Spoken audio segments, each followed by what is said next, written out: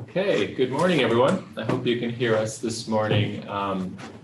Shannon Swiatkowski is not here with us today. She's at a conflicting meeting, but we have Rick, Dr. Werner, myself, and Jess, who are here this morning.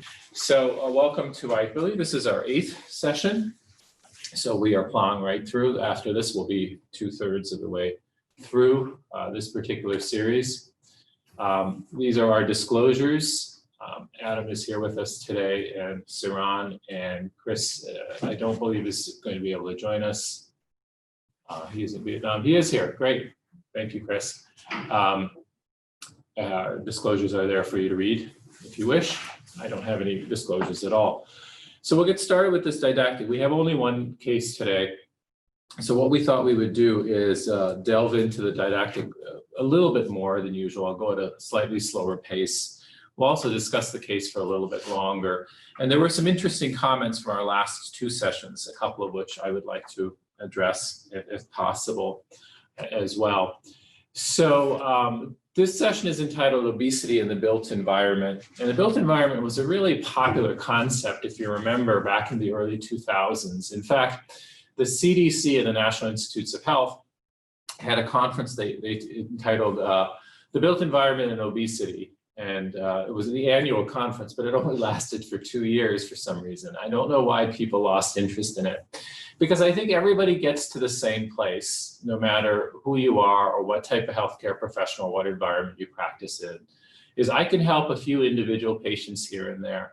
But to have a major impact on the problem, we need major restructuring of our environment, public policy, et cetera. And coincidentally, those are the types of interventions that have been shown to have the greatest impact.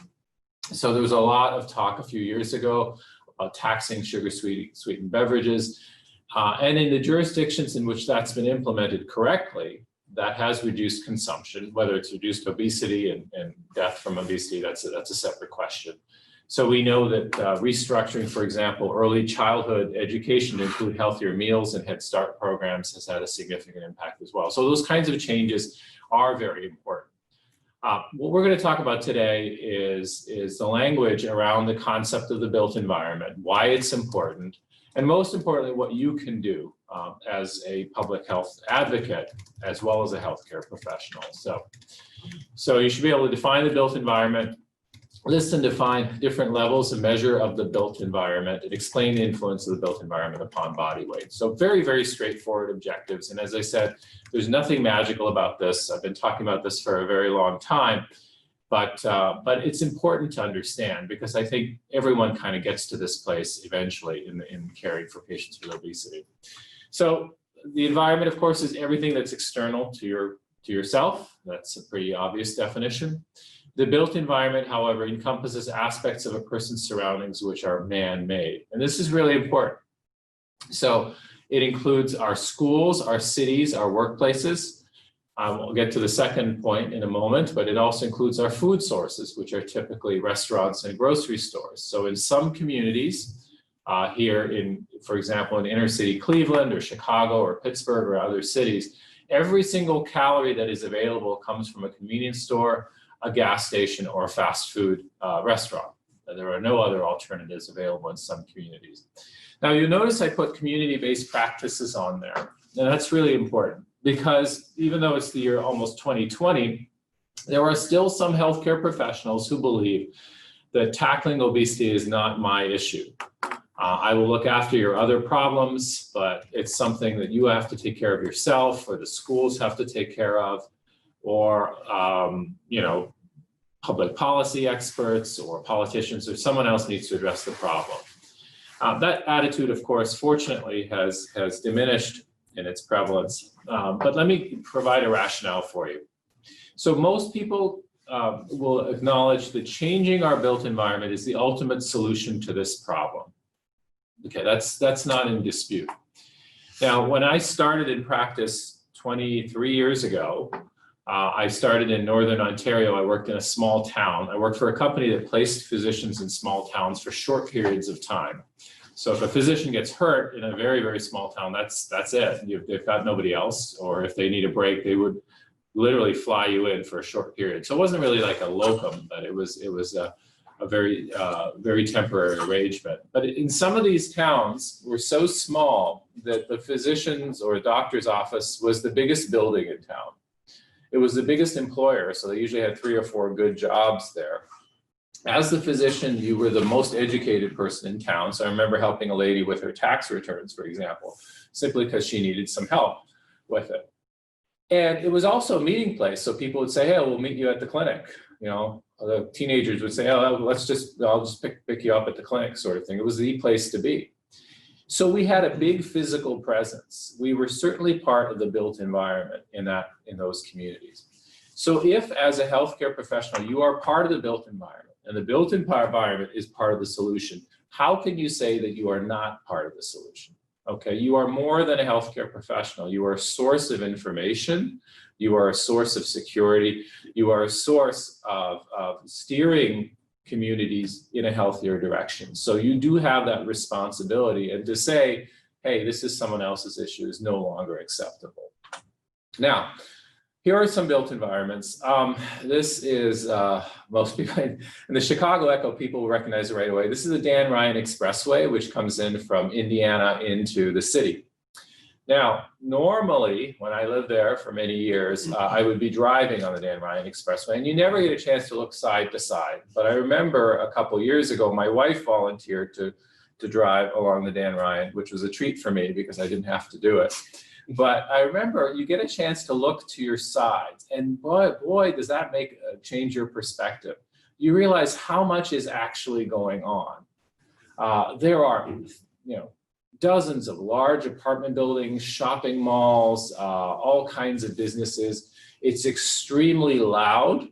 Thousands of people live along this expressway. If you want to exercise or take a walk, I do not recommend it. There are very few sidewalks, and you are likely to get very injured or worse because of the traffic that's going on and other safety issues. But yet, thousands of people live here, and we as healthcare professionals will tell our patients, hey, you need to go out and take a walk and exercise. Well, what are people supposed to do if you live in places like that or like this? This is outside Cleveland. I don't remember what county this is. It's either Medina County or Stark County.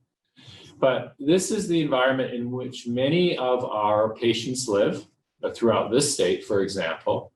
It's an exurb. So you have the city, a suburb which is adjacent to the city. Then there's farmland, and then there's a community afterwards where people actually live. So it's way out there. So the people who live in these houses, they have to drive, get in their cars to go anywhere, to go to the gym, to go to school, to go to buy food, everywhere. They're completely car dependent. There's really little opportunity for physical activity within their daily routines. And naturally, that's an environment that's very unhealthy and promotes obesity as well. This, by contrast, is a city in Switzerland. It's not to say they have all the answers, but they live a very, very different life, obviously. Their cities are much more densely populated, and the opportunity for routine physical activity is much, much greater. There are communities like this in the United States as well, but very, very few, and the majority of Americans don't live in them. So that evidence, that seems very straightforward, and that seems very basic, that some environments are healthier than others, but it's obviously much more complex than that. So last week we talked about social, genetic, psychological factors associated with obesity. And we talked about specific populations, and it doesn't matter if it's Latinos or African-Americans or African-American women. We said, well, why do we have such a problem in some communities versus others? Is it genetics? Well, maybe, but genes don't change that fast. And the rise in obesity has been really over the last 2 generations or so. Is it social and peer factors? Possibly. Is it a lack of interest? Well, we know that's definitely not true, not just from surveys, but Jim and I run an obesity program, and about half of our patients are African-American women. And if they really weren't interested, they would not be coming to seek help. So that's not really an acceptable explanation either. But nevertheless, these factors can have some sort of interplay to influence behaviors. And on the other side is the environment, which is what we're talking about today. So there's economic influences, neighborhood safety, transportation opportunities, etc. So all of these conspire to regulate our physical activity and our food consumption and can lead to a specific BMI or specific body weight. So it's much more complex than what we think. And no single factor is explanatory. That having been said, if you live in a very healthy built environment, you're much less likely to have obesity than if you live in an unhealthy one. Okay, oops, there we go. So how do we determine the quality of a built environment?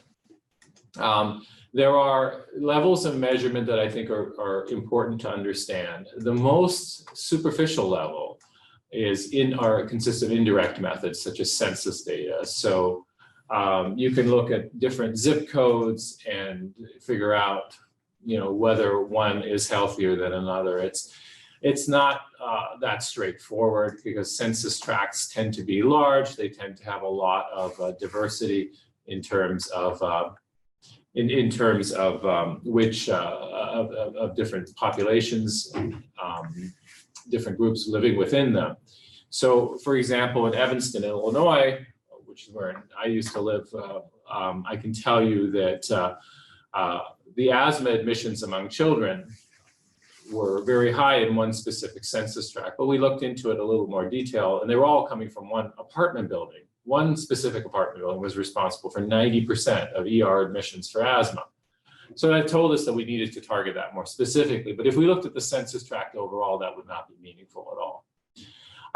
Geographic information systems have been around for a number of years now, and they were touted as sort of an approach to understanding the built environment. I think they've been a little disappointing, and some people are still very active in research in this area, but what's available to the average clinician or average public health official is pretty limited. Street network data, indexes of deprivation. Then there's the intermediate methods that include aerial photography, regional land or use data from tax assessors, et cetera. And finally, there are direct methods, which are the most useful. These are in-person audits of the environment completed by trained observers. And of course, that's very expensive to do as well. So this is how we would determine what sort of built environment we have. The bigger question is a healthier built environment associated with lower levels of obesity? Well, probably so, but which is it cause or effect, or is it something else is controversial? So let's look at some of this data. So you have the most rudimentary sorts of evidence that's presented. This is the percent of children who are overweight compared to the percent of children's trips made to school by foot. I walked to school when I was a kid, but that's pretty uncommon now. And you say, well, look, okay, the levels of obesity have gone up significantly, and children are walking to school much less often. So it must be related. Well, possibly, but that's a pretty tenuous level of measurement. This is the other sort of thing I really like is the density of McDonald's restaurants. And looking at the proximity of a McDonald's restaurants to a population center. And of course you'll find, yes, there are some major areas, if you look at the map, the Southern California, Detroit, Chicago, St. Louis, and Cleveland are well represented here, but it doesn't really tell you a whole lot. And of course, inner city areas in those large population centers tend to have high rates of obesity. And you could say, well, does that mean that living close to McDonald's is more likely to make you obese? Possibly, but that's another tenuous assumption to make. So I always have shown this picture, and most people think they know what this is, and they assume this is the North American bison. It's not. It's a European bison, and a lot of people don't know that Europe has bison as well. But there's only a few hundred of them, not to say that we have a lot here. And they are smaller than their North American cousins. They're a little less hairy. And if you look closely, they do look a little bit different. And why do I show this to you? Well, there's a problem with these bison. This story goes back a number of years. There are two herds, one in Poland and one across the border, not that far away, about 20, 30 miles away in Russia. And Poland, the Polish herd is rather inbred. And so they're trying to increase the diversity of the herd so that it survives long term. And the European Union gave money to do this. And essentially what they wanted the Polish herd to do was to reproduce with the Russian herd to improve diversity. So spontaneously, the Polish herd would not do that. They would not walk the 20 or 30 miles to go to Russia.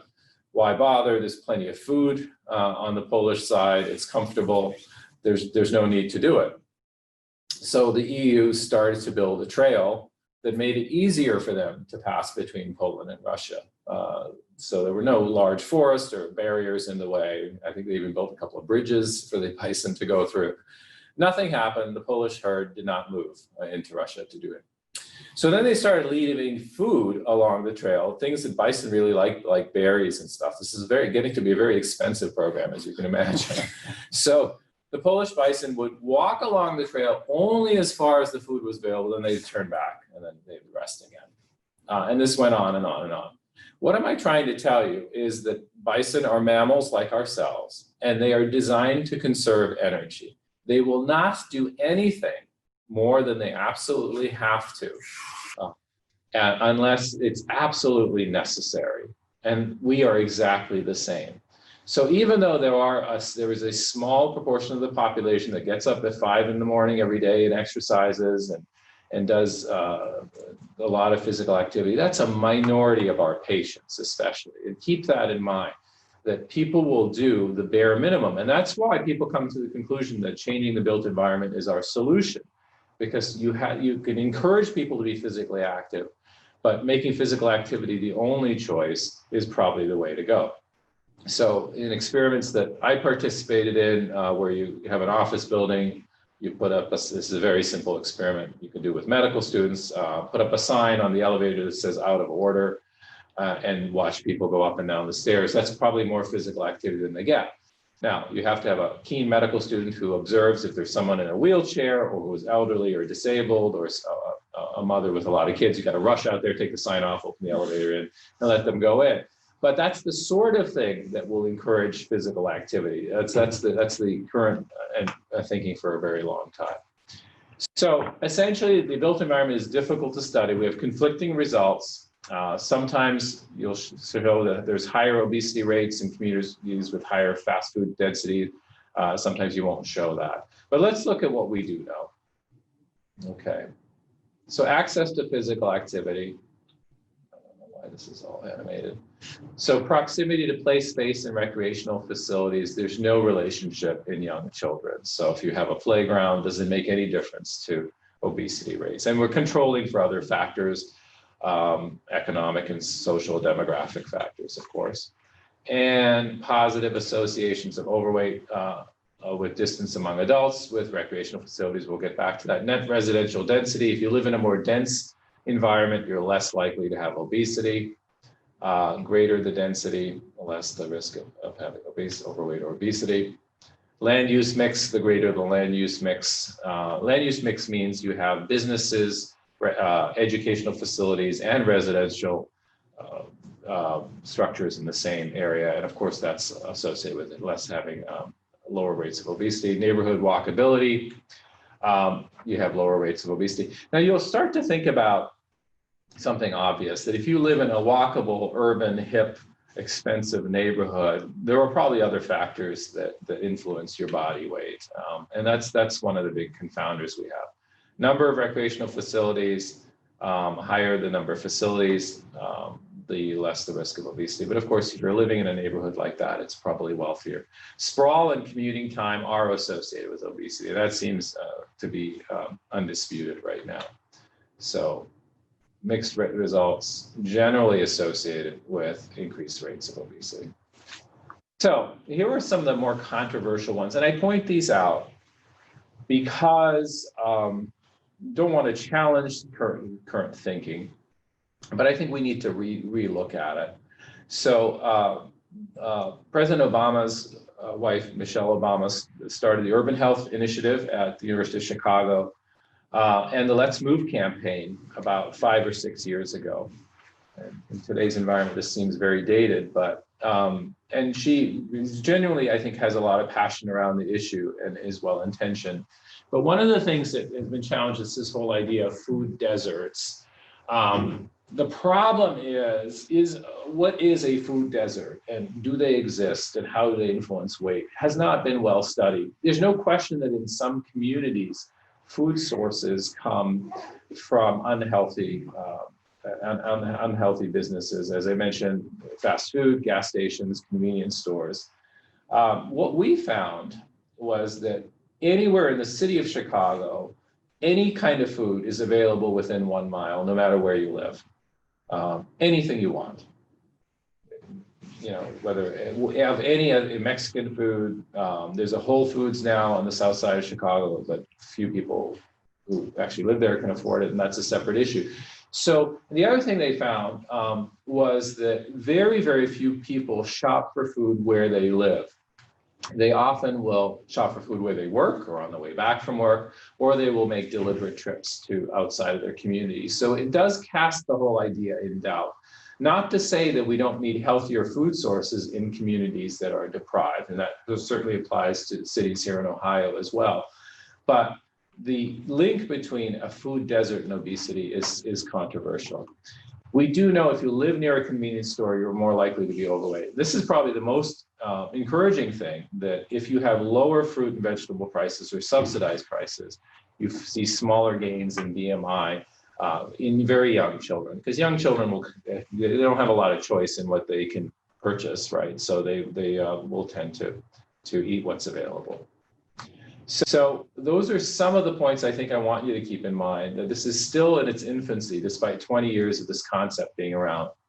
It does use a different type of language. Density is the amount of activity in an area. Diversity means spatial arrangement of land use. Connectivity means ease of travel between places. Design or features of individual streets or structures. If you have good sidewalks, good lighting, it's more likely to encourage physical activity. And spatial access means interaction among people. The challenge, of course, is place. How do I define my built environment? I drove 20 miles to work today. I think Jess drove probably a similar amount. What's our built environment? Is it where we live? Is it where we work? Is it where kids go to school? Is it in between? It's not so easy to define. Endogeneity, of course, is biased through neighborhood selection by residents, which is probably the biggest factor in some of these findings. So yes, people who live near recreational facilities are less likely to be overweight or obese, probably because they're very physically active and they want to live where close to a gym, not because the gym is having any impact on their body weight. People who live near Whole Foods, people who shop at Whole Foods are less likely to be overweight or obese, not because Whole Foods has any magical impact, but because the kinds of people who shop there are less likely to be overweight or obese. So those are some of the challenges we have in studying things. Last major built environment topic, again, this is going back about 10 years. It deals with environmental obesogens. So the built environment is important, but then there is when we talk about the environment more broadly, obesogens are chemicals that are in our environment which are touted to promote obesity. The most common one is BPA. You probably have a water bottle that says BPA free, bisphenol A, which has been shown in high doses in mice or in rats to stimulate intake and promote obesity, very high doses. So BPA is a chemical that's used in polycarbonate plastics to make them harder and more durable. The problem with the BPA-free bottles is that they use BPS, which is bisphenol S, which is sulfate, which also stimulates rats to overeat. It's just not been studied as long, and there's no reason to think it has any other effect. Then there are other things such as the phytoestrogens, phthalates, perfluorooctanoic acid, et cetera, which have similar effects in rats.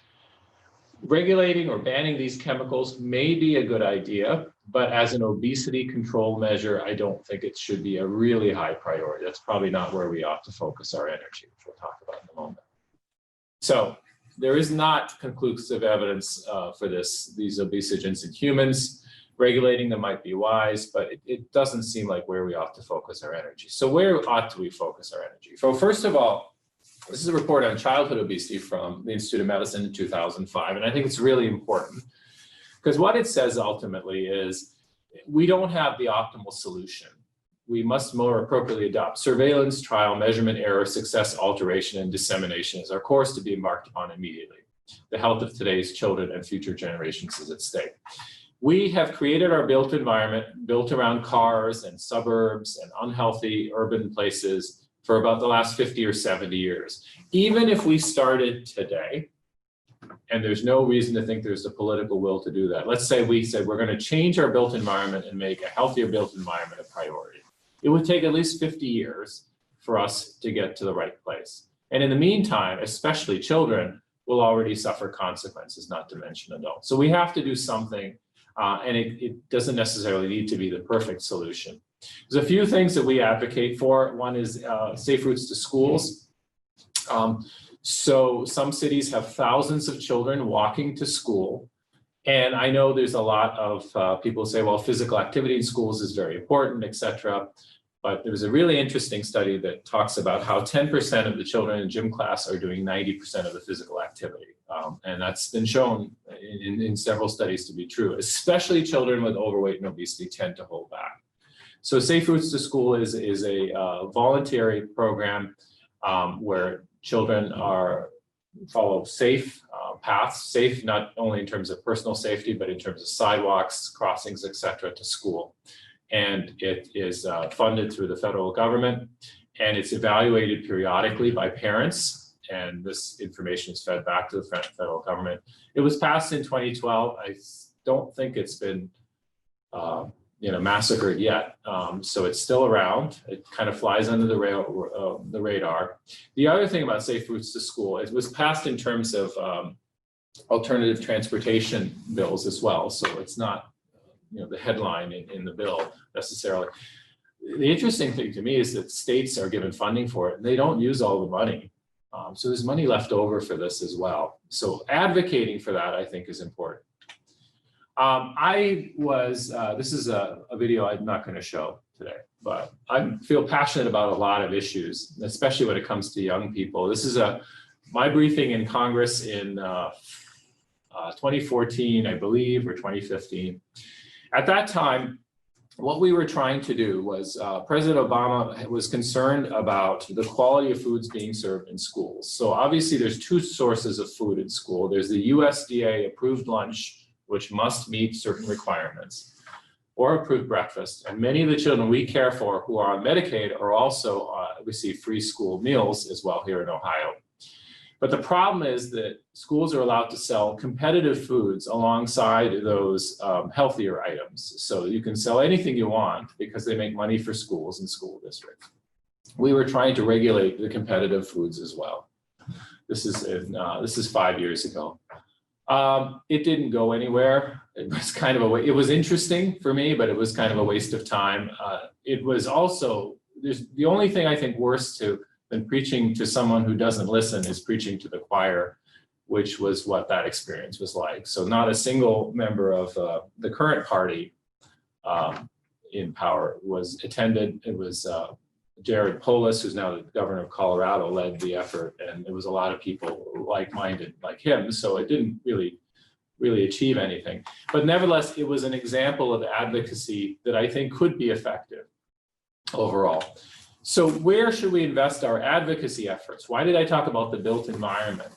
First of all, just noticing little things such as safe routes to school, I think would be important. So most of you are healthcare professionals, many of you are parents or grandparents, whatever it happens to be, you can certainly advocate for it. The other approach, I think, is promoting healthier workplaces. So hospital systems, for example, over the last few years have removed sugar-sweetened beverages. There's a coalition to do this from their cafeterias, et cetera. We did this in Chicago, and boy, did we get a lot of pushback from employees about it. It took a long time for people to accept that healthier beverage consumption was important. So promoting healthy beverage consumption is a relatively low hanging fruit, even though you'll get some resistance, but very few people would dispute the relationship between caloric beverages and obesity. And it's more of a sentinel. It's not going to solve the problem, but when an environment, whether it's a workplace or school or educational environment of another kind, takes that particular step, it means they're taking the issue seriously,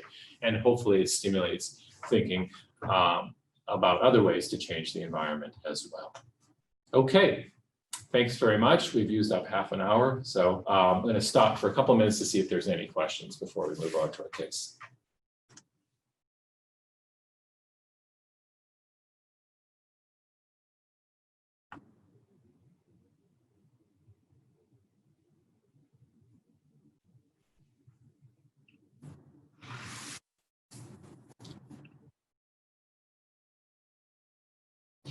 Okay, Rick, I think we can move on. Evidence emerging that it may be modestly effective, but all you're seeing in all those cases with those add-ons is only about 0.2 to 0.6 hemoglobin A1C points. So not a whole lot, and she's still going to have to take insulin anyway. So it's not like it's going to take the insulin burden down significantly. And of course, insulin, when it drops, stimulates appetite, and she probably consumes a lot more food at this point. I will say that the easiest way for her to get to a healthier weight would be to eliminate all caloric beverages. And it takes some getting used to. And I really wonder how engaged her mother is in all of this, and why she won't bring her to appointments, and why she's buying unhealthy foods, and if she's really concerned, number one. And the other thing I think that I would wonder about is her own degree of motivation. But Marilee, if you're back, I just want to ask you, what is her level of education? Do you have a? We'll have to give her a minute. Yeah. We'll just wait 1 minute here since we have some time today. Can you hear me?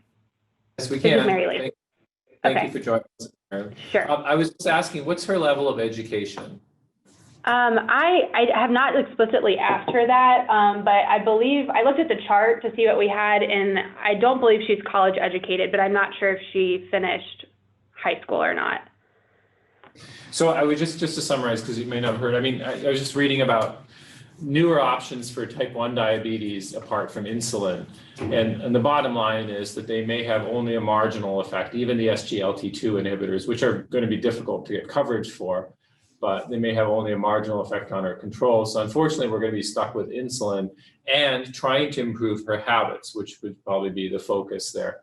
I also said that eliminating her caloric beverage consumption may be the easiest step that she can take, and it's pretty straightforward. But I was wondering, how engaged is her mother in all this? She won't bring her to appointments, and she's buying a lot of unhealthy foods. Is she concerned, or do we know? I don't know. I mean, I've asked her multiple times, like, would your mom be willing to come to the visit? We could talk about diet. We could make it brief. Her mom does work.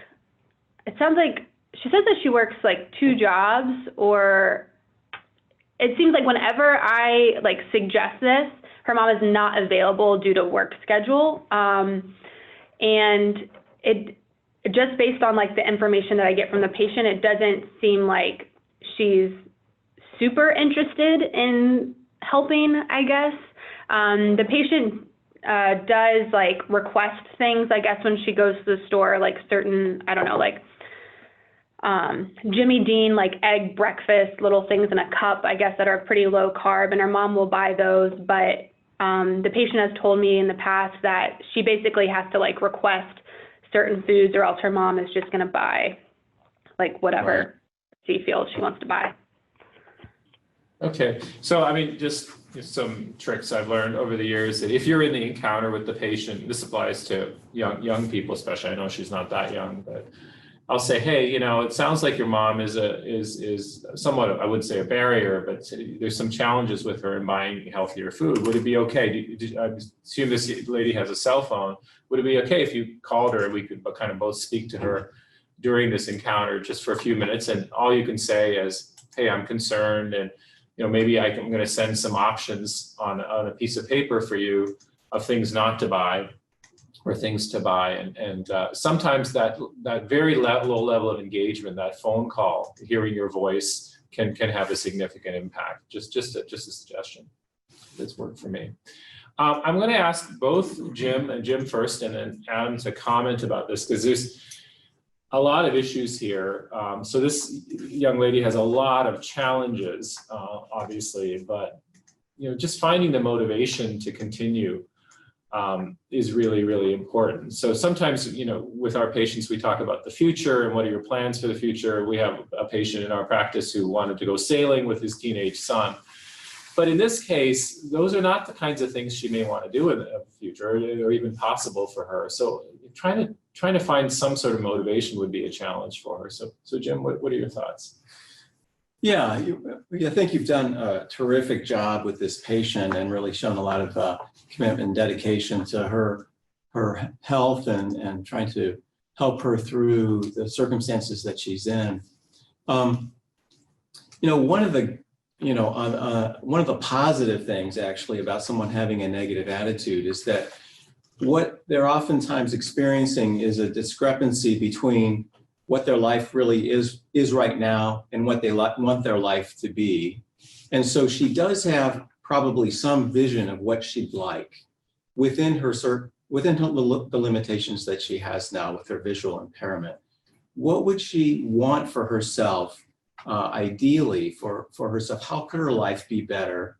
And you could query her about that. So you've seen some improvement in her attitude already. So something has changed. Something is helping her move away from that negativity and more maybe towards coming together towards closer to what she really wants in her life. So that may be a way to begin to elicit motivation and find out from her, what would your life look like right now if it were the way you'd like it to be, given the circumstances that you're in? How could it be a little bit better? Another way to talk about that with respect to goal setting would be, you could say to the patient, let's just pretend for a minute that you're completely on track to whatever that target would be, losing weight, exercising, getting some physical activity. How would your life be different? Let's start with what would happen on a day-to-day basis for you. Say when you wake up in the morning, how would things be different? Walk me through your day if you were completely